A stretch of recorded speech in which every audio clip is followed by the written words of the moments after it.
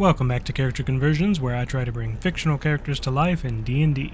Today is a request from Western Justice for the Special Fire Force member, Shinra Kusakabe. This will be another more challenging build because I haven't watched the Fire Force anime, so what I'm building here is based off my general knowledge and what I can discern from the wiki. I'm told my Levi Ackerman build was well done, so let's see if lightning strikes twice. For stats, we'll be using the standard array of the player's handbook divided up as you see here. We need high dexterity as we fight in melee and combine breakdancing with kicks.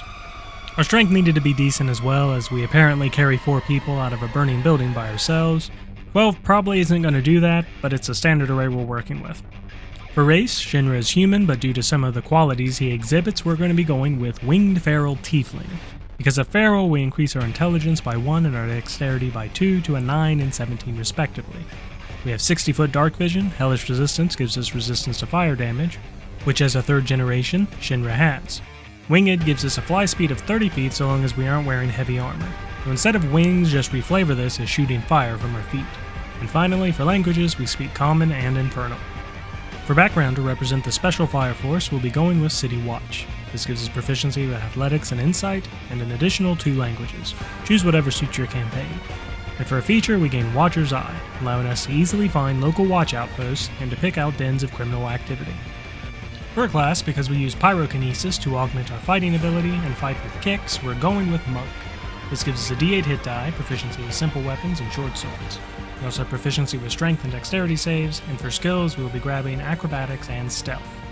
As a first level monk, we gain Unarmored Defense and Martial Arts. Unarmored Defense makes it so that our AC is now calculated equal to 10 plus our Dexterity modifier plus our Wisdom modifier, whereas Martial Arts makes it so we can use our Dexterity instead of Strength for our attack and damage rolls with unarmed strikes and monk weapons.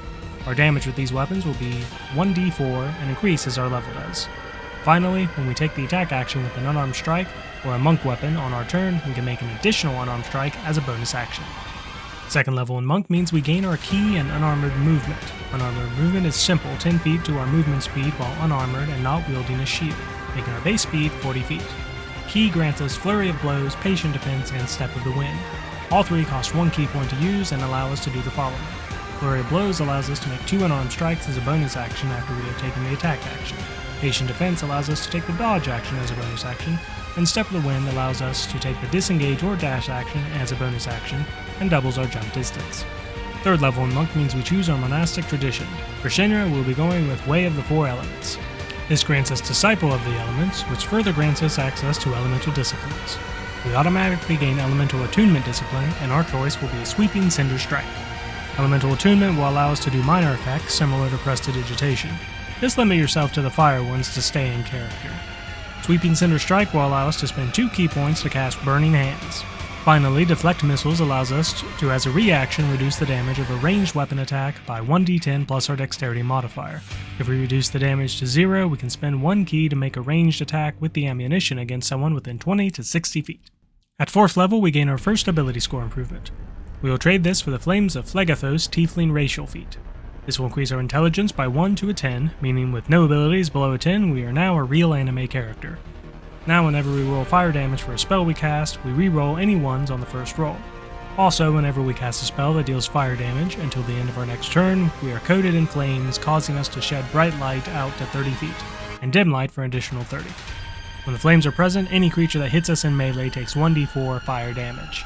Finally, we gain Slow Fall, allowing us to reduce falling damage as a reaction by our monk level times 5. Right now for a total of 20. Like any good anime character, we want to be able to fall from decent heights, but with a fly speed, I don't imagine this is coming up too often. 5th level Monk grants us extra attack, stunning strike, and our martial arts die increases to a d6, and our Disciple of the Elements improves as well. Extra attack means when we take the attack action, we can make 2 attacks instead of 1, and stunning strike means when we hit another creature with a melee attack, we can spend Ki points to force them to make a Constitution save or be stunned until the end of our next turn. Disciple of the Elements now allows us to increase the amount of Ki we spend on our elemental disciplines to increase the level of the spell we are casting. The maximum we can spend at this level is 3, meaning we can cast Burning Hands as a 2nd level spell, if we so choose. 6th level Way of the 4 Elements lets us choose another elemental discipline.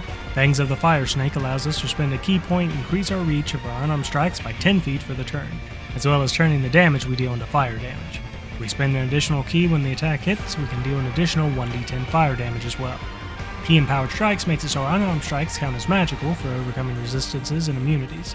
And finally, our unarmored movement increases to plus 15 feet, giving us a speed of 45 feet. At 7th level, we gain Evasion and Stillness of Mind. When making a dex save for half damage, Evasion will allow us to take no damage if we succeed and half if we fail. Stillness of Mind will allow us to end the Charmed or Frightened condition as an action on our turn. As an 8th level monk, we gain our next ability score improvement. We will increase our Dexterity and Constitution by 1 each to 18 and 14 respectively. 9th level, we gain an improvement to both Unarmored Movement and Disciple of the Elements. Unarmored Movement will allow us to move along vertical surfaces and across liquids on our turn, but we fall if we end our turn there. Kind of moot though, since we can fly. Finally, Disciple of the Elements will now allow us to spend up to 4 ki on a spell. 10th level, Purity of Body makes it so we are immune to disease and poison. I don't think there is a direct parallel for this, so maybe just view it as burning them out of your body. Finally, our unarmored movement increases to 20 feet, giving us a speed of 50 feet. 11th level, Way of the Four Elements grants us another elemental discipline. We will take Flames of the Phoenix, allowing us to spend 4 ki points to cast Fireball. Finally, our martial arts die increases to 1d8. 12th level is our next ability score improvement. We'll drop this into a Dexterity, capping it off at 20. 13th level, we gain Tongue of Sun and Moon, and our Disciple of the Elements improves to 5 ki. Tongue of the Sun and Moon makes it so we understand all spoken languages and can be understood by anyone who speaks a language. 14th level monks gain Diamond Soul, giving us proficiency with all saving throws, like a true anime protagonist, and allowing us to reroll a failed save for 1 ki point and take the second result. In addition, our unarmored movement increases to 25 feet, giving us a speed of 55 feet. At 15th level, Time the Spotty makes it so we no longer suffer from the frailty of old age and can't be aged magically. We still die of old age, however. In addition, we no longer need food or water. 16th level is our next ability score improvement. We'll be dropping this into our Wisdom, raising it to a 16. 17th level, Way of the Four Elements monks gain Final Elemental Discipline. We will take River of Hungry Flame, allowing us to cast Wall of Fire for 5 ki points. Next, our martial arts die increases for the last time to 1d10. And our Disciple of the Elements improves, also for the last time, allowing us to spend up to 6 ki points on a spell. 18th level monks gain Empty Body, making it so we can spend 4 ki points to become invisible for 1 minute and have resistance to all damage but force damage. You could probably use this for a Zadola Burst, as I'm sure moving at the speed of light counts as being invisible. In addition, we can spend 8 ki points to cast the Astral Projection spell on ourselves without material components. 19th level is our final ability score improvement. We'll be dropping this into our Wisdom, raising it to an 18. 20th level, the capstone of our build is Perfect Self.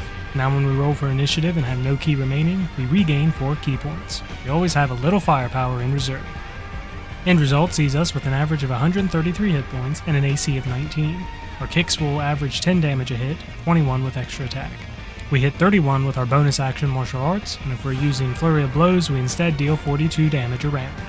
The build is very straightforward. You just have to flavor everything the right way. Step of the Wind involves using our fire as jets to move faster. Our flight speed is due to the flame jets instead of wings, etc. We can stand to deal good amounts of damage by combining our Stunning Strike with some of our elemental disciplines, as a stunned creature automatically fails its dexterity saves. Thank you for watching. Please like, share, comment your opinions or suggestions for new builds. I hope all your 20s are natural. See you next time.